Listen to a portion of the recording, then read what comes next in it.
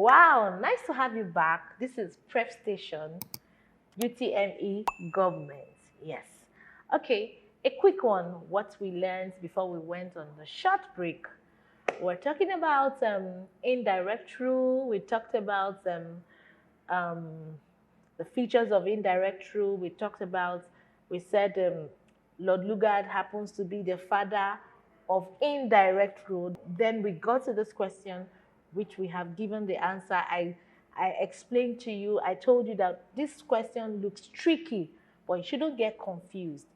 I said the first British West African country to practice elective principle. And I took you back to the constitutional developments in Nigeria. I told you Clifford Constitution of 1922 brought elective principles to Nigeria. With that, Nigeria had her first political party, which was formed by the late Herbert Macaulay, the maternal grandson of Bishop Ajayi Crowther, in the year 1923. And I said it was known as Nigeria National Democratic Party. So that was where we are. So the answer is A. Let's go to our next question. A system in which the leader exercises absolute and allows no opposition is called what? Okay. All right. The answer is totalitarianism. Totalitarianism. Zero tolerance for opposition. Zero tolerance for opposition. So the answer is A, totalitarianism. Remember, we've talked about capitalism, socialism, and communism in our previous classes. So you can go through the videos to get more from this. Okay. The following were limitations imposed on traditional rulers under colonial rule, except dash. Okay, the answer is they were no longer spiritual heads of their people, of the people. Remember, the emir is the spiritual head of his subjects. He's the spiritual head of his subjects. So indirect rule broke that and made it no longer possible. Okay, the major motivation of the British colonization of Nigeria was dash. It's not to spread religion, no, not westernize Nigeria or protect Nigeria from external attack, no. The answer is to satisfy British economic interests. See, take note of this.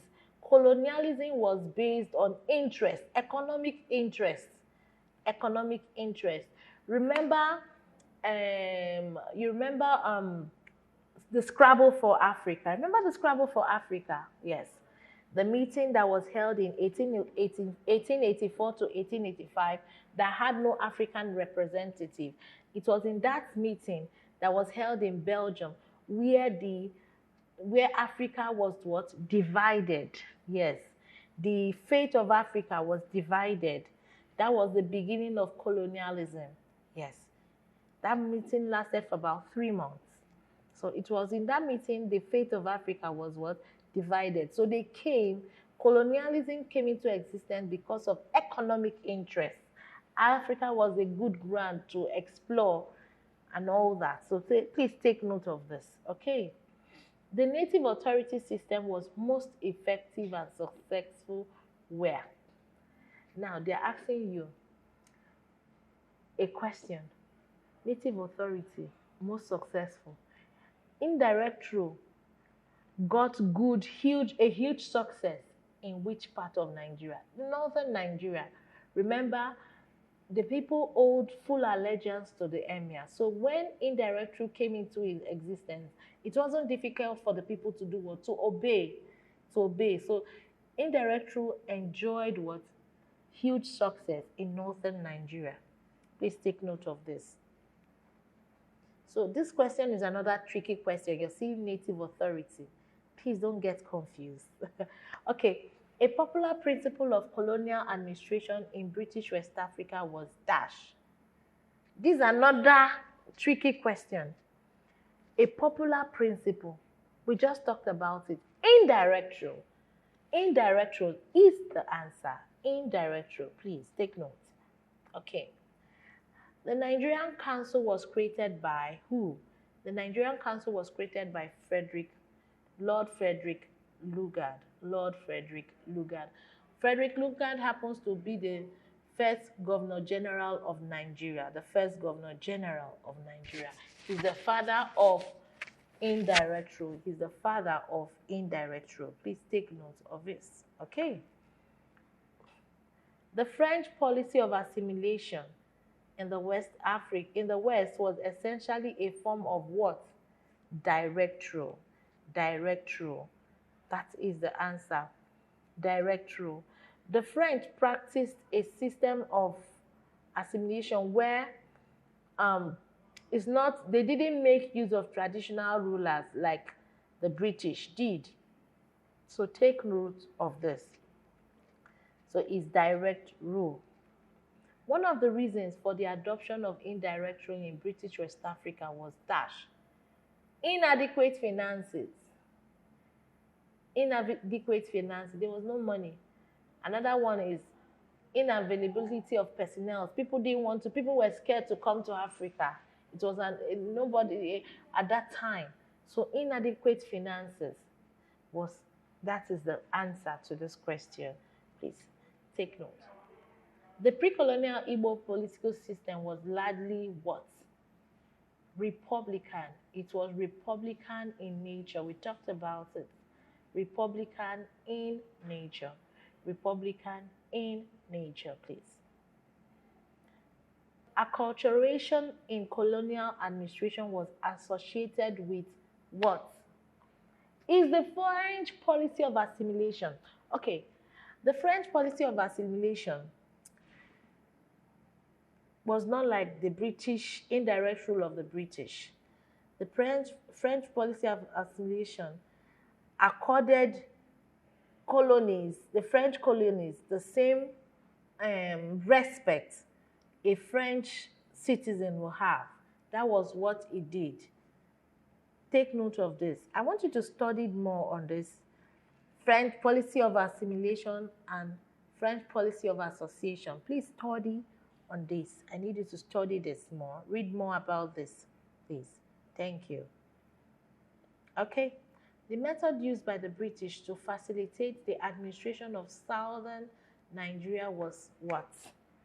Divide and rule.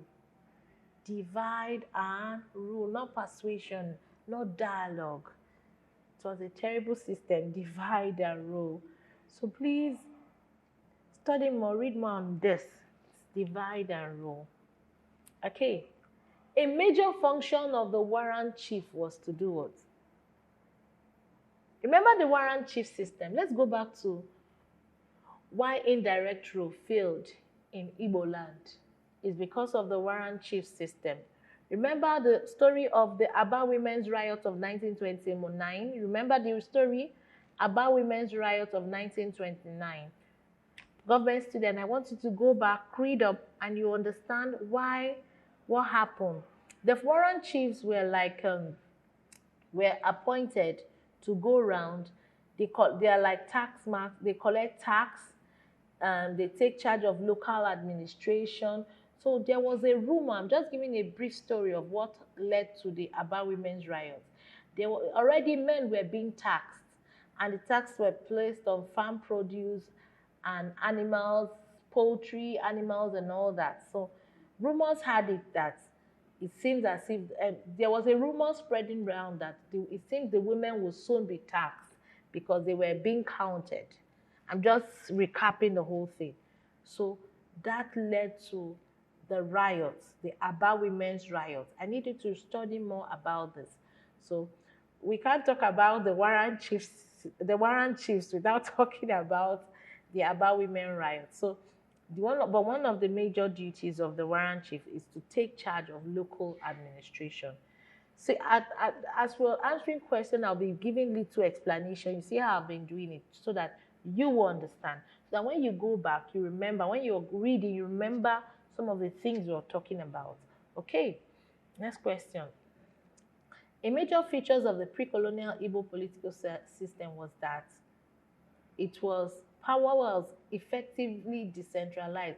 We said the Igbo's political system was decentralized. There was no single authority. We don't have kings or queens or to say, okay, power is vested on one person. There was nothing like that in the pre-colonial Igbo system, political system. Okay, Islam was introduced in northern Nigeria in which year? Okay, beautiful question. Usman Dafodio did not introduce Islam to Nigeria. Rather, he just brought a proper way on how Islam should be practiced. At that time, Islam was being mixed with traditional worship, especially by the Arabs. Take note of this. So, Islam was introduced before the 13th century.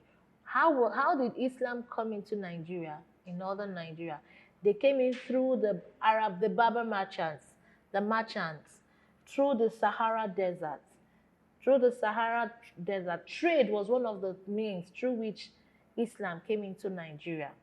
So through northern Nigeria and through North Africa, Islam came into Nigeria through the Berber merchants and the Arab traders. Take note of this. So the answer is A. The answer is A. So it's not the jihad of Usman Dan Fodio that introduced Islam. Islam had already been in existence. What he only did was to bring a proper way on how Islam should be practiced. Okay, I don't want to go into history. Let's continue. Okay, 60. Which of the following ethnic group had centralized administration in pre-colonial Nigeria?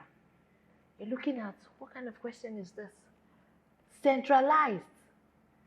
Wow, the answer is D. Hausa Fulani. The emir there was a central authority. Who was the central authority? The emir. Don't forget this. So the answer is what? D. D is the answer. Okay, meaning of nationalism. I want you to read up this. We'll go to the question. Okay, let's look at the features of nationalism. Read up this. Okay, read up this on your own. Let's go to the next slide. What are the features of nationalism before Second World War? Western education. The second one says world depression. World depression. Yes. The First World War caused a lot of chaos. Yes. So it created an economic depression at that time, and there was an untold hardship. Okay. So economic exploitation is also included here. Okay, these are the features. Let's go to the next slide. Let's look at factors that led to the rise and growth of nationalist movement. We have external factor. We have external and internal factor, but I just have the external factor. Okay, and the internal factor here. So please, what I want you to do on your own, I want you to take time to go through them. Just read. I'll go straight to the answer, to our question and answer section. Please, please, thank you. Okay, you can see the internal factors, activities of educated elites. You see the names here: Nnamdi Azikiwe, Herbert Macaulay, Kwame Nkrumah, Jomo Kenyatta, and so on. Okay, let's go. Which of the following formalized colonial penetration into Nigeria? Yes, I talked about the Scrabble for Africa. The Scrabble for Africa happened at the Berlin Conference that lasted for about 3 months, from November 1884 to February 1885. So it was at that conference, Berlin Conference, the fate of Africa was decided on. Africa was shared between the Spanish, the British, the French, and the German and all that, the Portuguese and all that. It was at that meeting, the Berlin Conference. Please take note of this. Okay, let's go to the next one. Nationalism in Nigeria was facilitated by dash. The actions of the veterans of the 2 world wars. Yes, the veterans that fought in the First World War and the Second World War. They saw everything. The war left an impact and a lasting impression on them. And traditional rulers.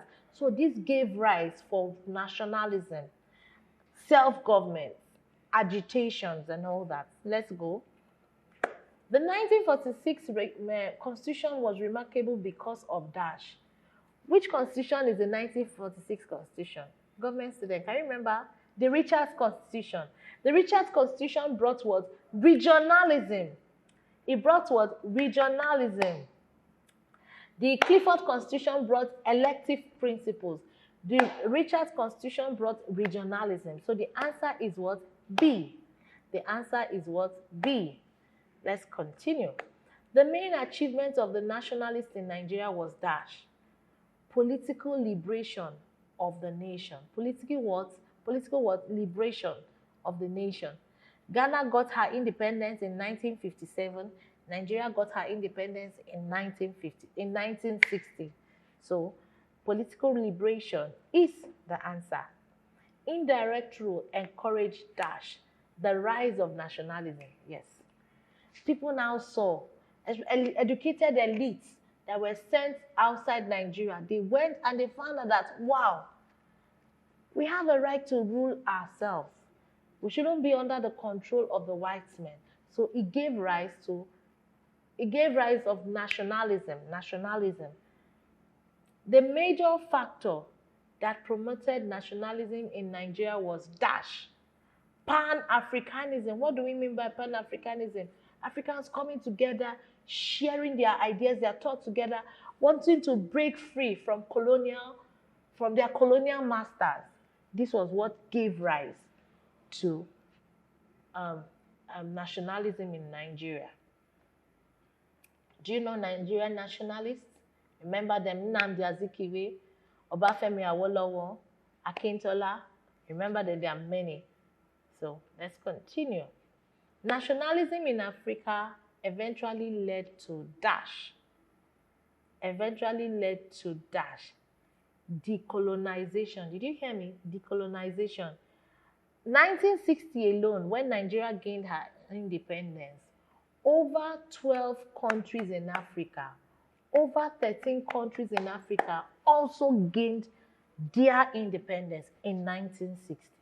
So they broke free from what? Colonial rules. That was what nationalism did in Africa. Okay. The basic unit of government in pre-colonial Yoruba land was dash. It was the empire. Pre-colonial basic unit of government, the Oyo Empire. They are asking you the system, Oyo Empire. So the answer is B. Answer is B. Okay. The ruling system in pre-colonial Hausa society, where rulers were both religious and political heads, were referred to as dash. Theocracy, yes. Theocracy. You have meritocracy, oligarchy, aristocracy. The answer here is what? Theocracy. Okay. Let's look at question 70. Okay, we have constitutional developments in Nigeria. Okay, well, we talk about the Clifford Constitution. We also talk about Legislative Council. Let's go forward. Okay. The National Congress of British West Africa. Yes. Okay, you see the names we have. I want you to read up.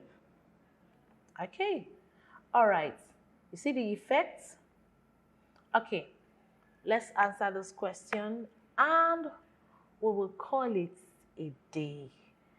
Which of the following Governor Generals of Nigeria opposed the demands of the National Congress of British West Africa? The answer is Lord Frederick Lugard. Lord Frederick Lugard. That's the answer. Well, it's been a wonderful time. I hope you've been able to learn some few things. I hope you were taking down jottings too. Yes, we've come to the end of our class. Feel free to make your comments, make your contributions. I'm also learning like you. So, see you some other time. Be good. Take care of yourself. Bye.